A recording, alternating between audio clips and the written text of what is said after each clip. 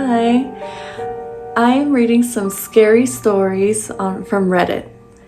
This one really caught my eye. The question goes, Redditors who have worked around death/burial, what's your best ghost story? I know Nala's about to leave soon. I'm just having her stay here longer by petting her.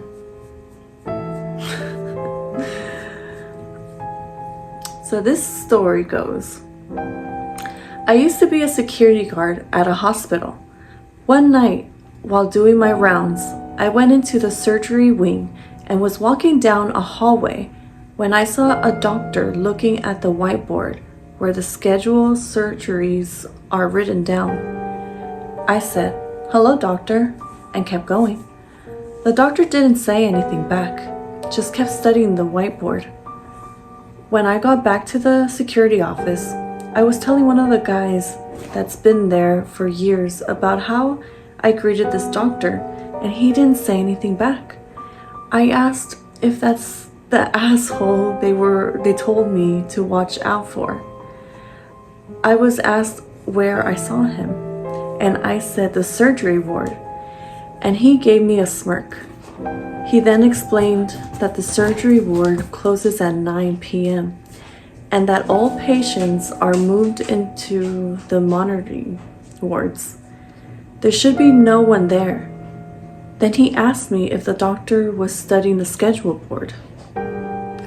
I said yes, and he told me that I just met Dr. Luisiti. Apparently, some many years ago, one of the surgeons went up to the helipad and jumped off the building. Seems like he never stopped working though. Here's another one.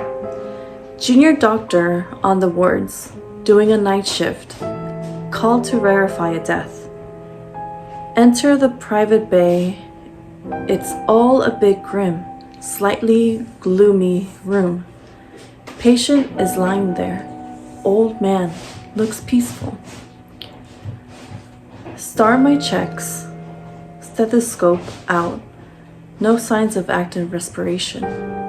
No heart sounds. Rub the sternum for a response. None.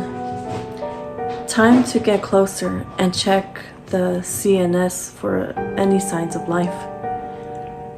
I lift the eyelids up. Reached for my pen torch, balancing closer to the patient. That's when it happens. The patient lurches forward, his face now inches away from mine. I scream. Nurses rush in and ask what's happening. What was that noise? Why so pale? You look like you've seen a ghost. That's when I realized. I leaned in too close and my leg brushed against the bed controls, raising the bed. Nurses couldn't stop laughing as they offered to make me a cup of tea. That one was funny. Here's another story. My grandfather was extremely sick in the days leading up to his death. He'd worked with asbestos for all his working life and had an extremely debilitating form as a result of it. He couldn't speak, and he hadn't spoken for a month leading up to his death. He couldn't even communicate. On the day of his death, he looked at my mother and said, "The angel is back." My mother was stunned. She asked what he meant, and he said, "The angel is back, and this time he wants me to come with him." My mother looked at the corner of the room where he was looking, turned back to him, and said, "Dad, there's nobody there." He didn't respond. He died that night. That was 20 years ago, and my mother never spoke of it again. She told me the story when I was old enough, just like she told my brothers, but my sister never got to the age where she was old enough. She succumbed to her disease when she was 7, after battling it her entire life. And on the days leading up to her death, she kept speaking about this butterfly who would visit her. My brothers and I would sit with her and nod along. We kind of just thought she developed this imaginary friend to help her through what she was struggling with. One day, she shot up and told us the butterfly is back and he wants me to follow him. I saw my mother's face drop. She'd made the decision not to tell my sister she was dying, and my sister just believed she was going through a rough patch like she often did.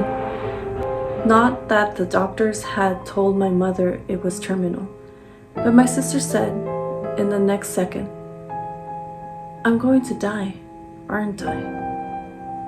That's when the butterfly said, "He told me I'm going to die." My mother admitted to her that yes, she was going to die. She said, "Oh, okay," then lay down and died, with my brothers, my mom, and I cuddling in bed with her.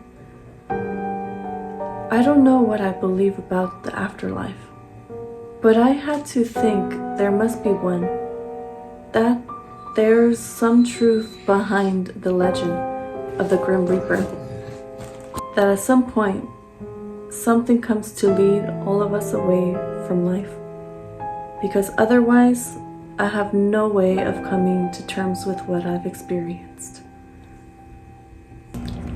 Thank you for joining me today. If you like these stories, please like, subscribe, and join me next week to hear more scary stories. And I'll see you all next time. Bye.